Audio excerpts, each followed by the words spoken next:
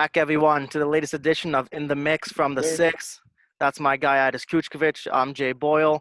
We'll kick off, get right into the biggest, latest news we've had from sports during this pandemic. Last night was the NHL Draft Lottery, and as I thought, you guys all thought, we're going to find out where the prodigy Alexis Lafreniere was going to land. This guy's going to be a stud, top six forward right out of the gate.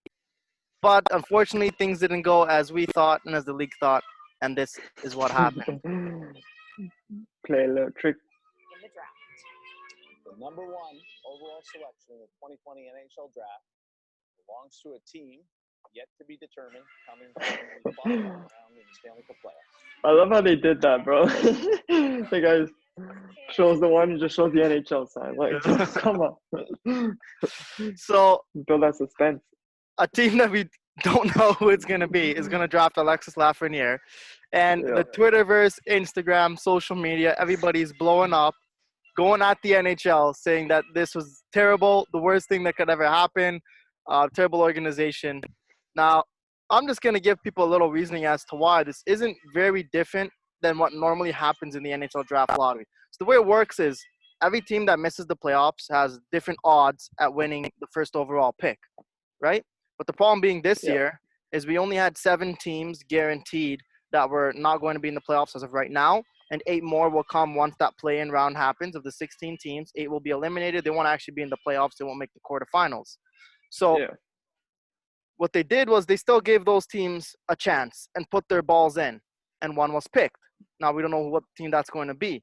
But it's the same thing that would have happened if, say, it was a regular year, right, and the 8th or Yeah. 9th team with the worst odds ended up winning the lottery. If Chicago or Buffalo or Minnesota, who were in there, end up winning the lottery, nobody would have an issue with it because, they missed the playoffs and that's how the lottery works. So if you think about it, how much really is different this year? It's the same thing, just we don't know who that team is that missed the playoffs is going to win.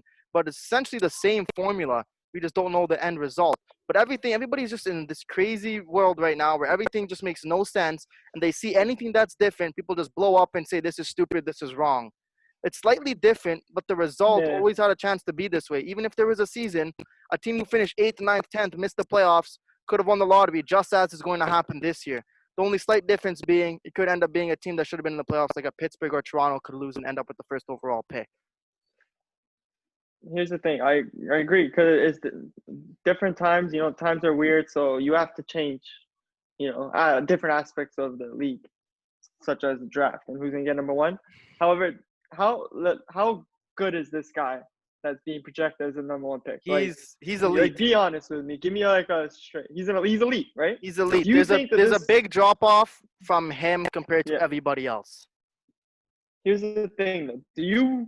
I'm not saying it's gonna happen, but do you think it's possible that some of those teams, they could maybe I stuck this game, lost this game, just so I could have a high chance of getting that number one pick? Because as you're telling me, he's already elite. So Yeah. I don't see that happening. having him could only benefit them. I get that. I don't see that happening, though, for a couple reasons. Because, one, the 8 teams that lose, they're all going to have 1/8 of a chance to get the top overall pick. And now if you don't win that, now you're sliding way down. You're going to be picking 10, 11, 12, 13, 14, 15, one of those spots. So it's not worth the risk.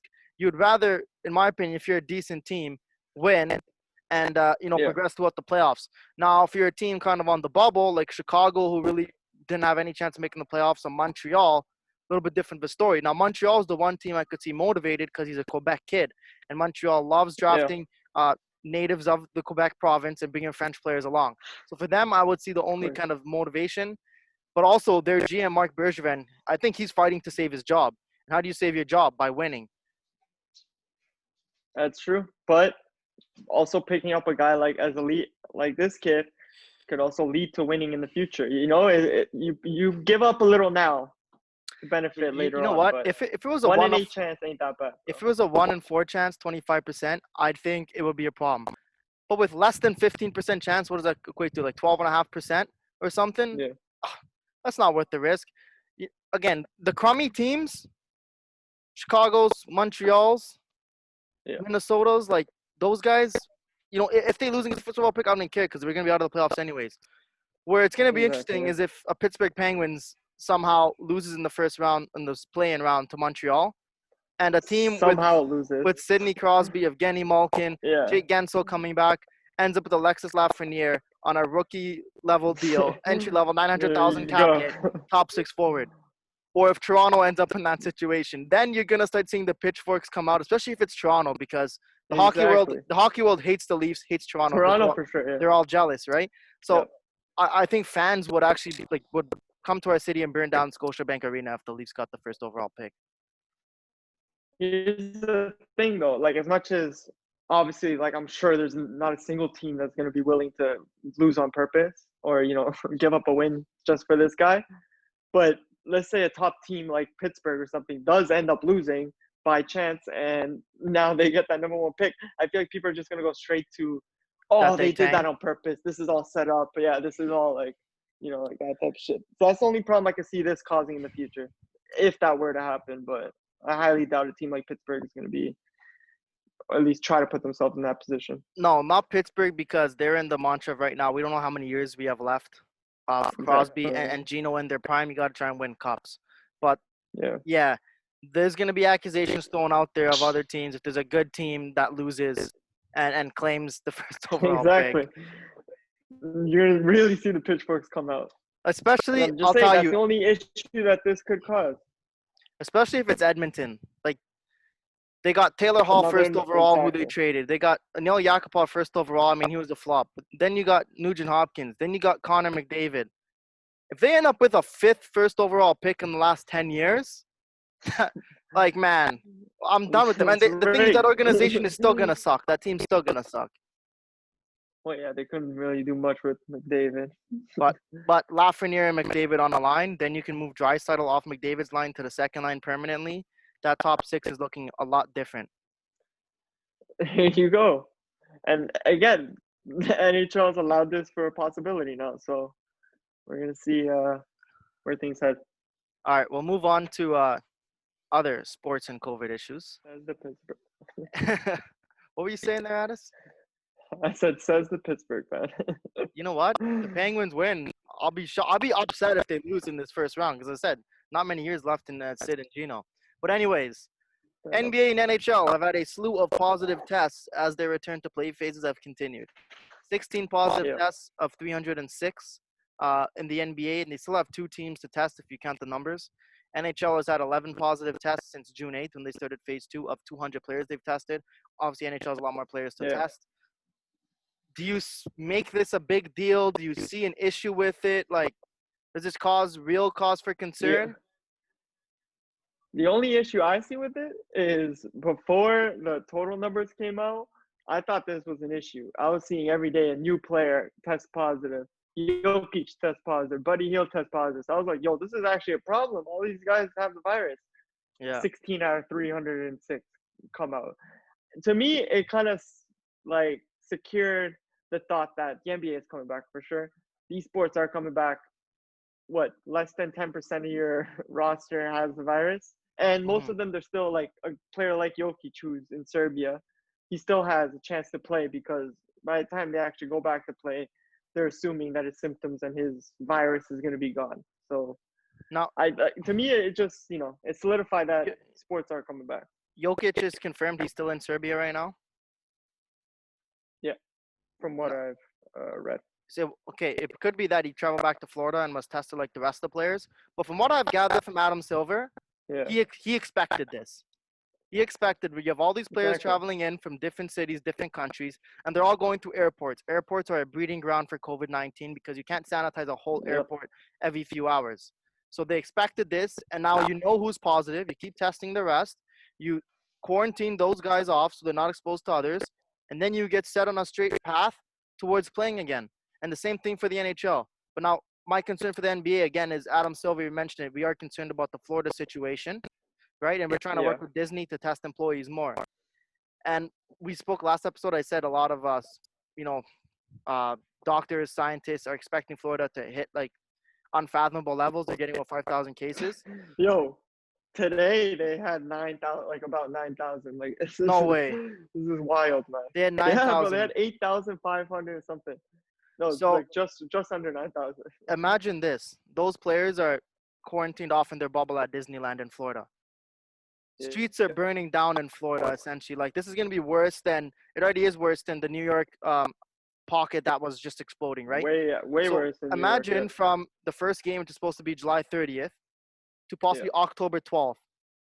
What's going to happen at that time around those players? It's unfathomable to think about what could be going on. Jay, And just to think that's not going to come inside. Jay, there's a bubble for a reason. You keep all that shit on the outside. I'm telling you, bro, these players are gonna be in this bubble, and all they're thinking about, all that's going on, is basketball, basketball. Yeah. From when you wake up to the moment you go to bed. I I think get the that, bubble's but secured, man. I I don't get think that. those But issues answer in me Florida are this. gonna be coming into it. Answer me this. Yeah. Is Disneyland going to have enough food for 3 months prior to, and like nothing's coming from the outside in? All the employees Listen, are going to stay in yeah, Disneyland or Disney World, it's called, for 3 months. They're not going home to or their test them. houses. No, you can test them every time they come into Yeah, work. but Check they the don't. They temperature. don't have the means. They're working on it, but they don't have the means to test hundreds and thousands of employees in that facility every day. Listen, Jay, this is the NBA. If you want this to work, you make it work. That means you want to bring in food from the outside, you make sure that food was not touched, was not contaminated, nothing. You want to bring in workers every day to serve these players? All right, make sure those workers every day are tested or their temperatures checked or Yeah, something. but temperature Give some doesn't do nothing because security. as we've learned, you can contract the disease and then you don't actually show any symptoms with the fever or a cough for up to 14 days. So you can't just do Listen, temperature but checks, and they haven't authorized tests that you can get the results back instantaneously. They're in the makes. They haven't been FDA approved or any of that. Jay, I want sports to return. who Don't get me wrong. I'm just giving who you the facts here. No, I'm saying who also put out. I know they didn't go back on it, but they kind of like they wanted to calm it down so that it doesn't get too crazy. Asymptomatic people, there's a rarity in them passing it on to someone else. That's what I'm saying with these guys. If you check the temperature, let's say they are asymptomatic, they don't show anything. Yeah. It's less of a risk for having them than having someone who's showing these symptoms Yeah. and like this temperature's high, don't let them in. I just Type think thing. I think what the NBA's learned from this, what I've learned from this, Yeah. is as I said last week, you can't just look money making opportunities and looking for sexy places like Disneyland. The NHL is That's in a true. much better situation to return to play than the NBA is. Yeah, they kind of jumped the gun on the whole Disney World thing, especially when Florida was the first state to open up fully. Kind of should have waited to see. And the thing is, as I said last week, Florida was never in a position where they had low cases. Never. Exactly. Like Yeah. they were Since the below beginning. 1,000. They were below 1,000, but still in the high hundreds. And then Yeah. they started opening things back up. And the first day they reopened, they had 2,500. And here we go again. And then the NBA, that's when they named them the host. So this is the problem with our world. Money motivated, right? Disneyland is the most profitable and mutually agreeable. Made the most sense from the financial perspective for both the NBA and Disneyland. They're both going to But profit off of it. But here, Jay, if you want to build a bubble and you want to keep 300 plus athletes safe and secure in the area, isn't Disney World like perfect? No, functionally yes, but where it's Yeah, that's what I'm located, saying. no. Where it's but again, we're talking about a bubble here. I know one of our friends thought there'd be a physical, actual bubble over top. Don't get us There going on, won't be. Daniel. You watch There Simpsons too won't much. there won't be, but I'm sure Disney World will not even be seen or even be allowed to be remotely entered by anyone who's not an NBA player or staff worker. I totally get that. And then we'll see then. I mean, that's a more physical bubble. The NHL is going to have theoretical bubbles where like nobody's allowed in the grounds. Like if they end up going Yeah. to Toronto, Toronto's latest bid is that they're going to make a bubble around the exhibition grounds. So they're going to have Yeah. Hotel X. Is Hotel X a real hotel? Or they just named the Hotel X for the argument's sake. I think it's just I've never heard of argument's a- sake. I've never heard of a Hotel Hotel X, but there's a hotel with Yeah. 400 plus rooms. They're going to give them access to the Marlies facility, which is Coca-Cola Arena. It used to be called Ricoh Coliseum. They're going to get BMO Field. They're going to get full access to there for training and everything. They're going to have the Raptors practice facility, the OVO practice facility, I think it's called now. They're going to have access to Yeah. everything, and Scotia. So that's, But and Toronto's going lowercase, and the same options are being laid out in Edmonton as well. so how is it gonna work though? Are they just gonna have two cities and then all teams play at just those two cities? Yes, 'Cause sir. I was gonna say, travel wise, wouldn't it be more at risk now that they're There's kind of there's doing no it at travel. different cities? No, No, because but I'm saying they're not. Yeah, two they're not different. crossing over. They're not crossing over till the No, Stanley but Cup I'm saying Finals. Stanley Cup Finals. What do they gotta do? Fly somewhere? Depends where the And locations are, right? Airport's the biggest breeding ground for this virus. Yeah. You did say. So It depends what the cities they choose are. If it's, I mean, in a way, I Vancouver's think they could be in more danger. Vancouver's out of it now, but I think a good option would have been for the Stanley Cup Finals. You do Vancouver and Las Vegas. You can make that drive. That's not that far. It's got to be, it's only a 2-hour flight, so drive's not that far. But on a bus, players might not be happy about it, but there's other ways. Yeah, so you could also be in a situation where it's calmed down and listen, they'll be taking private planes. These NBA players flying into Florida, some travel with their team. Like the Raptors were all on the MLSE jet, but some of the players come from different cities, just met their teams in Orlando or in Naples. Even all the Raptors players, not all of them are in Toronto. Kyle Lowry wasn't in Toronto, so he would have had to take a regular flight with other people from Philly. The NHL, when it comes to Stanley Cup Finals, there'll be private planes, the team planes that they're taking because the whole team's traveling together. Lost you? That's true then. Yeah. I don't know. I'm saying this whole thing just proved to me that sports coming back fine. I don't like, and even Adam Silver did say if the player were to test positive, like while they were in play, that they wouldn't kind of cancel everything until which we some discussed. sort of spread were to happen, right? Yeah, it would have to be a pandemic within the bubble for him to shut down play again. Well, yeah, 'cause I can imagine how much work they put in just to get this all started up again. How much money? Exactly. Yeah. If you cancel it, you're losing way more money than ever before. So I highly doubt that NHL or the NBA are at any risk anymore of cancellation or any such thing. Okay, so moving on with the COVID talk here. We know the Leafs are playing Columbus. We expect them to win. Yeah. Well, let's look at the Raptors. They have a tough schedule because 9 teams only have come back in the East, right? So all the teams in the East are good except Washington. And if John Wall comes back, Washington is a feasible opponent. Out West, you got a few weaker teams, but the Western Conference is strong. So why don't you read out the Raptors schedule and let's dive into what we expect from them. So right from the get-go, like right from the start, right in the thick of things, back from all these months of cancellations of just chilling at home, sitting around. I'm sure they did some workouts, but nothing. They're gonna have a 2 or 3 week training camp, 2 week training camp, I think. Yeah, but it's not enough to set you up for your first game being Los Angeles Lakers, and then right after that. Hold on though. I don't think it's a problem that Lakers are their first game if the Lakers' first game was the Raptors, you know? Like the Lakers are playing 2 days prior, their first game June 30th against July 30th, right? Against the damn LA Clippers. So if they win that game against the Clippers, they're rolling against Toronto. If they lose that game, at least they got a game under their belt, they got game action. So that's a real tough first game. I'll let you. And they'll have some motivation to win right after. Yeah, now I'll let you progress to the rest of the schedule. It's silly. They hate us. They hate the Raptors. They hate Canada. But whatever. You can't handle that back to back, bro. This is what they're doing to us. 2 days later, we get to go over and play the Miami Heat in their hometown because it is Florida. It's not their hometown. And then we get an easy game. We get an easy game after that. We get the Orlando Magic. Then we get right back to business. We get Celtics, Grizzlies, Bucks, 76ers, and the Nuggets. All top teams besides Grizzlies maybe, but they're still in the playoff picture. So easy game, I'd say we only have one, and that might be Orlando Magic. So who'd you say? You got Lakers, Heat, Magic, Grizzly, Sixers. Who am I missing there? 3 more games. Celtics and Nuggets and Bucks. Man, that is...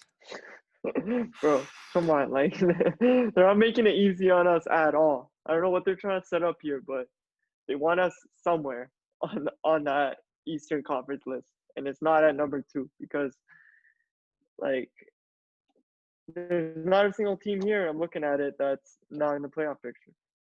Orlando's 8th right now. Who was the second last game you said? That was a weaker opponent, no? Oh, no, Nuggets. 76ers. We play the Nuggets too, right?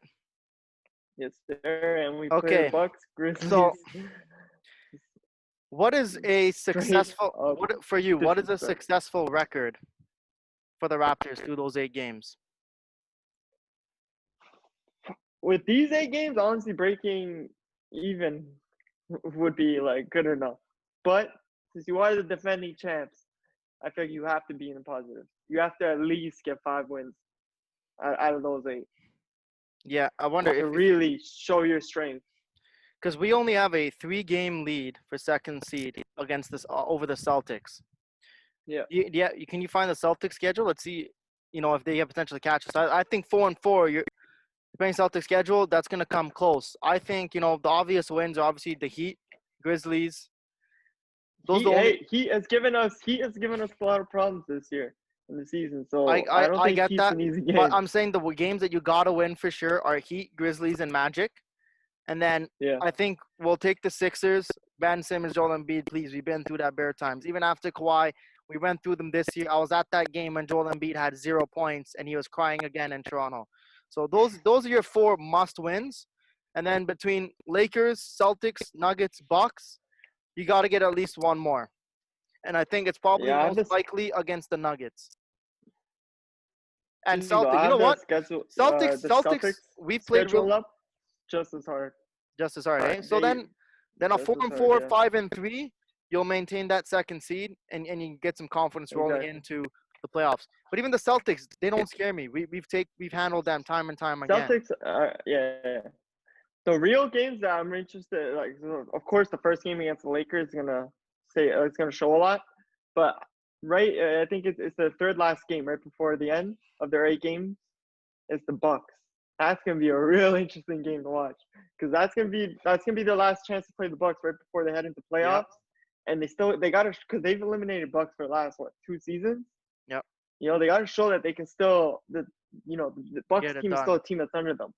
Yeah. It's not the new East. Hey, we'll see. Giannis just had a baby. Maybe he's been a little bit too much dad and not enough in the gym these last 3.5 months. Or you get that Van Fleet, you get that Van Fleet motivation, and a baby changes everything. Van Vliet said it wasn't motivation. It was more the weight off his shoulders knowing the baby was born because he was traveling back and forth between. So he's from a small town in Illinois and Toronto, and the games they were playing away on the playoffs. He was traveling between three cities like a madman. And once the baby was born, he's like, "Oh, now I can rest and I can just baby's here and I can focus on playing too." So it was more a weight lifted off his shoulders.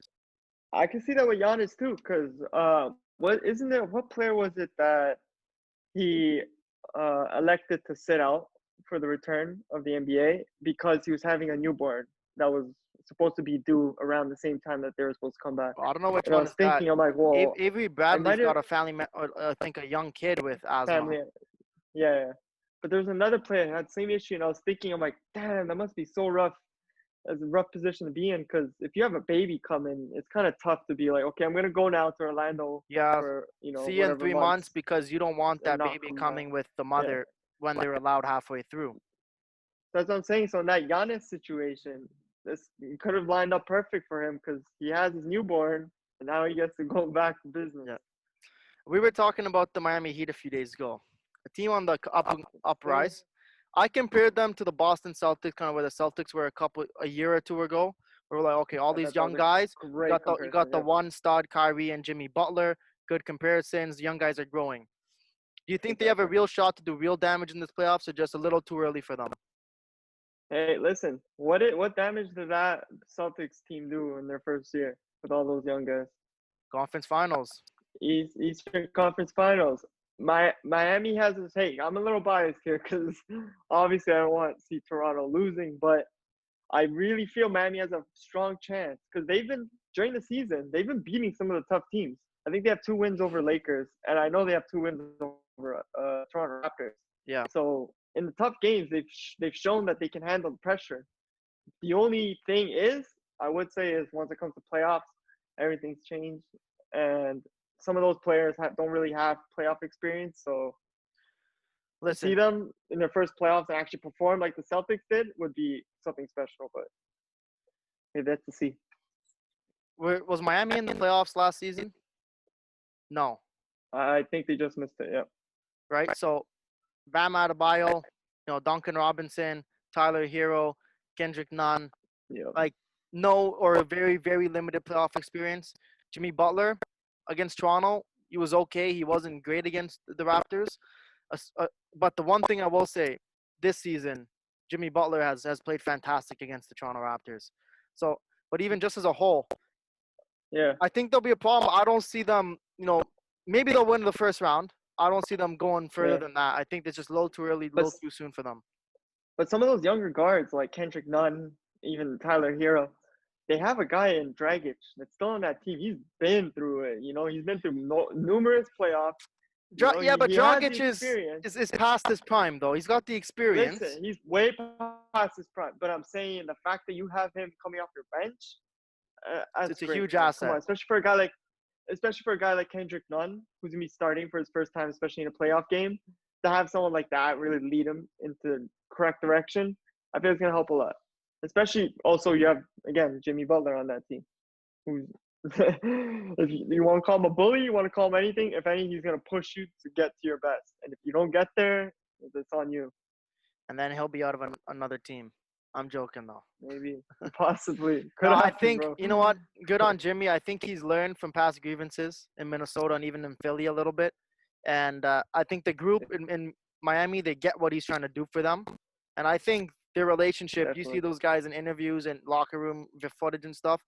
They really have a good camaraderie in that group that I never saw in Minnesota or Philly with Jimmy Butler, besides Joel Embiid and Jimmy Butler being boys. I was gonna say Jimmy's move to Miami. I felt it was like a grown move because he was in a good place in Philly. He could have easily have stayed there and still been a top team in the East. But he chose to, let me go on this team that's developing and see if I can really be a leader and really, You know what? take a team somewhere instead of There was issues in piggybacking. Philly with him in that locker room once again. I'm convinced. Stuff I've read, stuff I've I'm seen. sure. I'm sure. I think it wasn't the right fit between the guys there. And you already have the battle going on between Simmons and Embiid. You can't decide how to play together, who's going to be the man. And then you add Jimmy Butler into that and Tobias Harris. No, that's tough. I was gonna say it's probably a collision of egos because Yeah. got like a guy like Embiid there. He's gonna take no screaming and yelling from a guy like Butler. No. He thinks he's like he thinks he's the best player in the world. So, But I feel like there must have been some ego clashes, but again, his move to Miami was great. Just to wrap up on Philly there, I don't think they're ever going to have the success they want to have until either Simmons or Embiid are gone, because I don't think those guys are ever going to figure out how to coexist. You would think Bro, they they're would, doing it all but they wrong. can't. They even added Horford for whatever reason. Like The whatever paint reason was that makes already sense to them, so clogged. That's your Let's add problem, another right? center. You have a big center who early in his career could shoot. He's shooting less effective now, so he's playing more in the paint. Even coach is trying to put him in the paint, and B's trying to play outside. There's a clash there. Then you got Ben Simmons who can't shoot, and he's a point guard who only can attack the rim. So where's there any space on the court? Bro, as soon as I saw the Horford move, I thought this team gave up. The process is over. The process is failed. There was no process to that move. That was just we're adding a well-known name who maybe can give us a few years. They give him a 4-year They just tried to be the biggest team in the NBA. Yeah, it's stupid. They just tried to become a big team, but if you have LeBron James, Anthony big guys Davis, can shoot. then yeah, it works playing big. Yeah, but come on. No, that's what I'm saying. Like you can't get that from Embiid and Horford. All right, we're moving on to our last topic. Recording. All right, we just spent a lot of time talking about Miami. They certainly have one of the best candidates for most improved player. And since, we only got 8 games left in the regular season, when they return, we thought this would be a good time to discuss who we think should be voted the most improved player in the league. So I'll let you go first with who you think should win that award. Last year was Pascal Siakam. This year you think it should be? Listen, bro. If there's a possibility of you thinking that Bam Adebayo does not get most improved player this year, you are so far off the rocker, bro. You cannot be safe. Yeah, I'm telling you right now. Whoever you name for your pick. How do you know I'm not gonna agree with you? Huh? How do you know I'm not gonna agree with you? I'd be smiling if you do. So I'm just gonna give you the numbers. I'm sure everyone knows how much better this guy has gotten, but in points, this guy's doubled his points from last year. If we move on to rebounds, he went from 7 rebounds a game to 10.5 this season. Yeah, 3.2 increase. But for a center in assists, this guy went from 2 assists a game last year to 5. So at the very least, this guy got even better in passing. And let's face it, he's a big part to why Miami's comfortably sitting right now at number 4. As much as you want to put in, Jimmy Butler came on, Like, made, he's been a with big his part. leadership, Bam, increased his numbers and everything, and has really took his spot as the starting center, being undersized.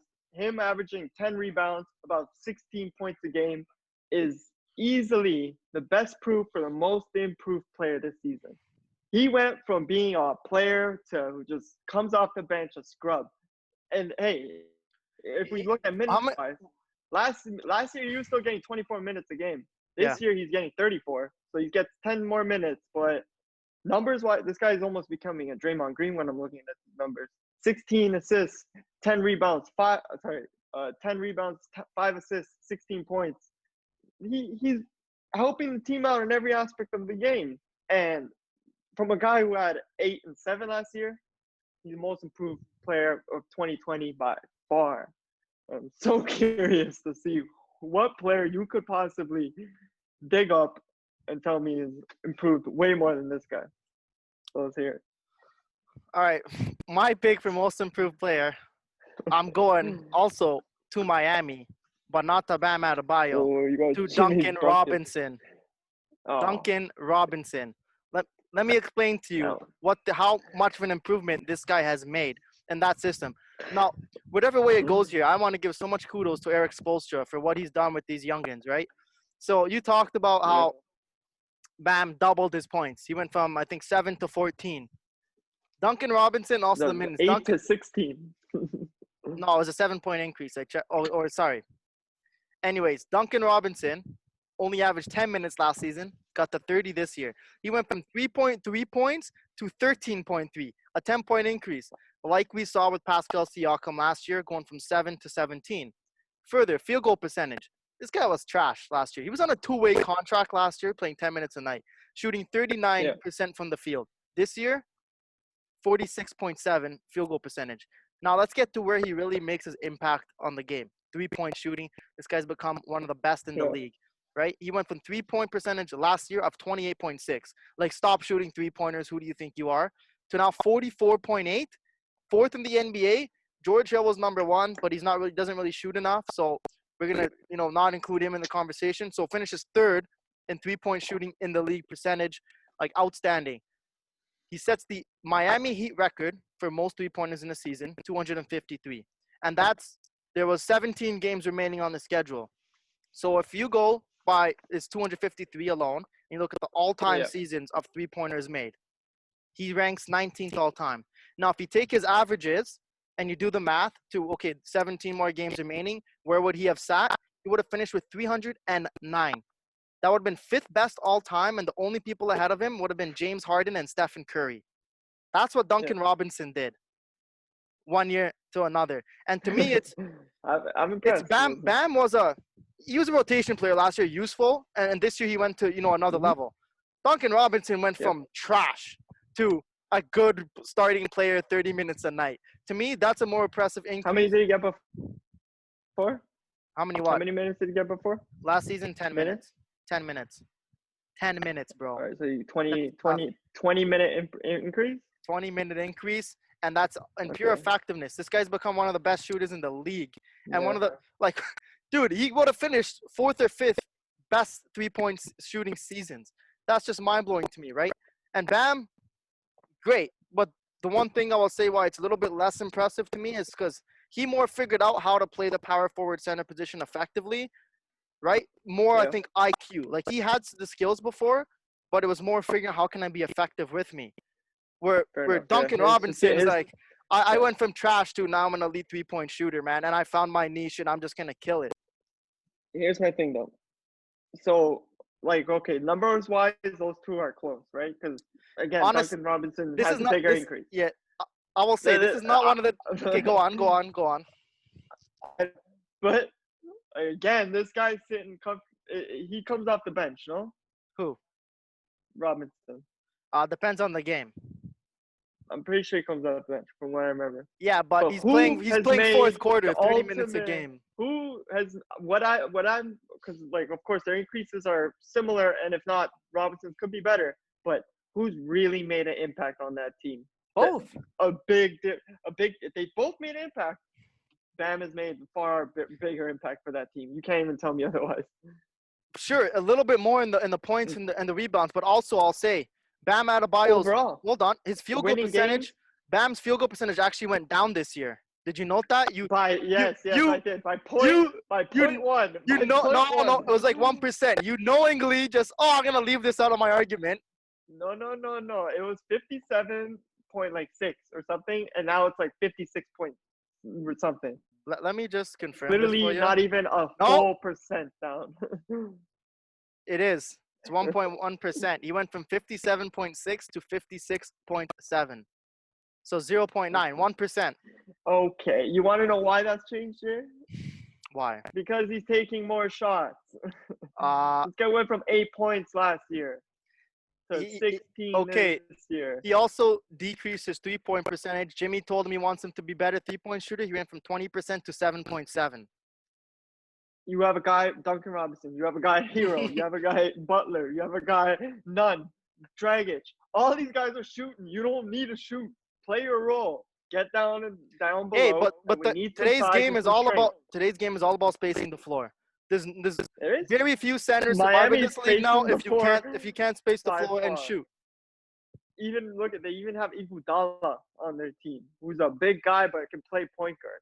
You know, Yeah. like that team is set. I don't feel like you need a guy like Bam shooting threes. You Or don't even need it. spacing it out But you there, know, I will 'cause- say this is the one time I think in the history of this is 37th, 38th episode that we've had a debate, and I haven't thought your I take knew what is you like were gonna say. completely out the window. This is one time I'm like, okay, either way, I think those two. I think people are overlooking Duncan Robinson, right? And I was gonna I go. think so too, because I didn't even think about him coming into No, this. but this is why I'm here, bro. Keep you humble. Give Because you if the you look at takes the you don't votes, think of. the top three for votes are Bam, Ingram, and then Doncic, which I was surprised. but Doncic, you know, I was gonna make an argument. I thought that's the way you You were thought going. that's what I was gonna. I was thinking of making an argument for Doncic, but the thing to me is, if you're in the conversation for MVP as well, like he's probably gonna be third in MVP voting. I don't know if I can have you most improved player. And here's the thing: I think he did make. He did. He did take great steps in his playmaking and his closing out games and all that Yeah. stuff. But the most improved player in the NBA generally has been a guy who went from not very useful to a good contributor to a team. Has not gone from a good contributor to an elite status. It's never gone to that type of player. All right. Yeah, I made my case with Duncan Robinson. I think he should get votes. I don't know how people are overlooking it, man. Bro, You thought I was gonna do something crazy, man. I thought you were going for one of those all-stars. I didn't even go. I even for a second, last second, thought you were gonna go for LeBron James just to piss me off. I could have made the case. You could have, but again, like you were saying, it's more of an improvement to see you go from below average or even just average to elite than it is to go from elite to a superstar. Yeah, but hey, LeBron went from small forward to best point guard in the world. That's a pretty big improvement too. Hey, overall for NBA history, I think that's one of the craziest things. This guy switched positions this late in his career and is the best at it now. Yeah, phenomenal. All right, I think that's gonna wrap up the episode. That was quick to the point debate there at the end. Any closing remarks? Yeah, Bam Adebayo is the most improved player of 2020. Get on Twitter. Hashtag Duncan Robinson for MIP. Get him the recognition this guy deserves, man. I like him. I mess with his game. He's gonna be an elite shooter for years to come. And here's the thing, though. Both those guys are on Miami Heat. Where do you think Miami's gonna end up at the end of this playoffs? No, I don't know about this playoffs, but in the next few years, they're going to be one of the beasts in the East. And just like we talked about the other day, you sent me that video. They have a lot of cap space coming up the next couple of years, lined up with Giannis's free agent class, all because your Portland was fooled into taking Hassan Whiteside's atrocious contract. I know. And Miami is a good market to go to. Like, I feel like a lot of players are gonna want to go over there. Bro. It used to be the biggest when LeBron and Wade were there. Who wouldn't want to be lying on South Beach after practice? And you ain't got too many superstars on that team. You got to fight against. So if you're a superstar, Miami's probably your next location. Yeah, like MLB, Florida Marlins, terrible. Yeah. Florida Panthers, nobody goes to their game. Tampa Bay Lightning are the only other team. And Miami Dolphins are I know, I was atrocious gonna too. say. And Dolphins haven't had a good player in I'm how long? surprised though. We'll Yeah. see with Tua Tagovailoa. I think I said that right. He could, garner some Yeah. attention in that market. We'll see. Time will tell. He doesn't have much to work with though. No, he doesn't. Especially Right. on a team like freaking Dolphins. Yeah. Thanks for watching. For Adis Kuchkovic, I'm Jay Boyle. We are out of the mix. We'll catch you guys next time.